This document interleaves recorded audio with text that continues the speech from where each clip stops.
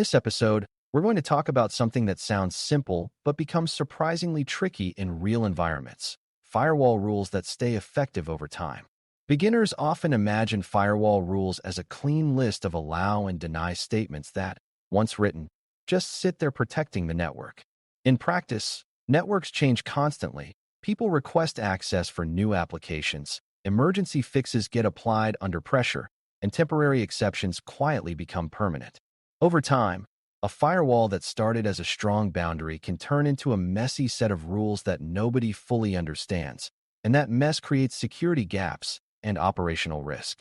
The goal today is to build a mindset for writing rules that can survive reality, meaning they remain understandable, enforceable, and maintainable even as the environment evolves. We'll focus on the role of defaults, how to treat exceptions, and why change control is a security control, not just bureaucracy. A good starting point is the idea that every firewall has a default behavior, and your security posture depends heavily on what that default is. The safest default is deny by default, meaning traffic is blocked unless there is an explicit rule allowing it. This aligns with least privilege, because you only permit what you can justify and manage. The opposite approach is allow by default, meaning traffic is allowed unless you explicitly block it, which tends to grow risky over time because you cannot anticipate every dangerous pathway that might appear. Many real environments begin with a deny by default philosophy at important boundaries, such as between zones or at the internet edge, because it makes policy intentional. The beginner mistake is to think the default is a minor setting, when it is actually the foundation that shapes every exception and every future change. When the default is deny, every new pathway is a deliberate decision, and that makes security easier to reason about. When the default is allow, security becomes a long list of partial block attempts, and attackers only need to find one missed case. Writing survivable rules also requires understanding what a firewall rule truly expresses: a relationship between a source, a destination, and a permitted type of traffic.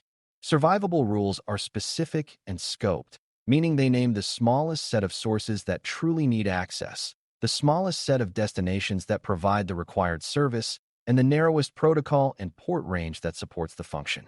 Broad rules are easy to write, but they create invisible risk because they authorize many pathways you did not intend.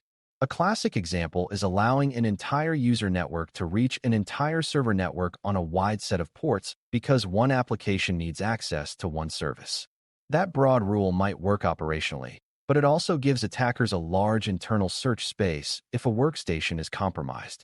Specific rules reduce that search space and make later investigations simpler, because you can look at a connection and quickly determine whether it was expected. Survivable rules aim for clarity and tightness, not convenience. Defaults and rule ordering also matter because many firewall engines evaluate rules in a sequence, often top to bottom, and the first matching rule wins. This can create surprising behavior when broad rules are placed above narrow rules, because the broad rule may match and allow traffic that you intended to control more tightly. Survivable rule design, therefore, includes a habit of placing more specific rules before more general rules and ensuring that exceptions are not accidentally overridden. Even beginners can grasp why this matters. If you write a rule that allows traffic broadly and then later add a rule to block a small risky subset, the block might never take effect if the allow triggers first. This is one reason why rule review and standard patterns are important, because the human mind is not great at reasoning about long sequences under time pressure. Good firewall hygiene reduces surprises by making the structure predictable and consistent. Predictability is a security feature because it reduces accidental exposure. Now let's talk about exceptions, because exceptions are where real networks drift away from clean policy. An exception is a rule that exists not because it represents the ideal design, but because something needed access in a way that the ideal design did not anticipate. Exceptions are not always bad, because sometimes business needs are real and urgent, but exceptions become dangerous when they are not treated as temporary, reviewed decisions. A survivable approach to exceptions involves documenting why the exception exists, who owns it, what the risk trade-off is, and when it should be reevaluated. Even if documentation is minimal, the key is that the exception is not anonymous. Anonymous rules become permanent because nobody knows who to ask about them, and permanent exceptions accumulate until the policy is effectively meaningless. From a security perspective, an exception is like a crack in a wall, and one crack might be tolerable, but many cracks turn the wall into rubble. A common reason exceptions become permanent is that nobody plans an exit strategy. Someone requests an exception to support a migration, a vendor troubleshooting session, or a temporary workaround, and the rule is added with the intention of removing it later. Then time passes, priorities shift, and removing it becomes scary because people worry something might break. Survivable rule practices treat temporary exceptions differently from permanent rules, often by putting them in a clearly defined category and attaching an expiration or review date. The specific mechanism can vary, but the mental model is the same. If you do not build removal into the process, you will never remove anything. Over time, that leads to rule sprawl, where the firewall becomes a museum of past emergencies. Attackers benefit from rule sprawl because it increases the number of allowed pathways, and defenders suffer because investigations become harder. Survivable rules are designed for life cycle, not just for immediate function. Change control is the part of the story that often sounds administrative, but it is a crucial security control because firewalls sit at the boundary of trust. A firewall rule change can instantly expose internal systems or break critical services, and both outcomes can be damaging. Change control is the disciplined process of requesting, reviewing, testing where possible, implementing, and documenting changes, with a clear record of what changed and why. For beginners, it helps to see that attackers sometimes achieve their goals by altering security controls, and firewall rules are a prime target because changing them can open doors silently. Even without an attacker, human mistakes can create the same effect, such as accidentally widening a rule or applying it to the wrong zone. Change control reduces these risks by requiring deliberate review and by creating accountability. If you can answer who requested a rule, who approved it, and what it was intended to do, you can maintain trust in the boundary. A survivable firewall rule mindset also includes thinking about the difference between inbound, outbound, and internal boundary rules. Inbound rules govern what external sources can reach internal destinations, and they should be extremely limited because exposure to the public internet invites scanning and exploitation attempts. Outbound rules govern what internal systems can reach externally, which is often overlooked but critical for stopping command and control and data exfiltration. Internal boundary rules govern lateral movement between zones, and these can be the difference between a small incident and a large one. Survivable rules treat each direction with appropriate caution and avoid the trap of focusing only on inbound. Attackers who get inside often use outbound to communicate and internal pathways to spread, so rule sets that ignore those directions leave major gaps.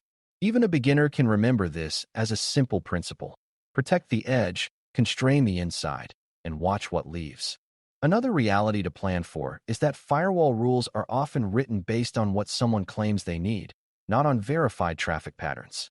People request broad access because they are unsure what ports an application uses or because they want to avoid future tickets.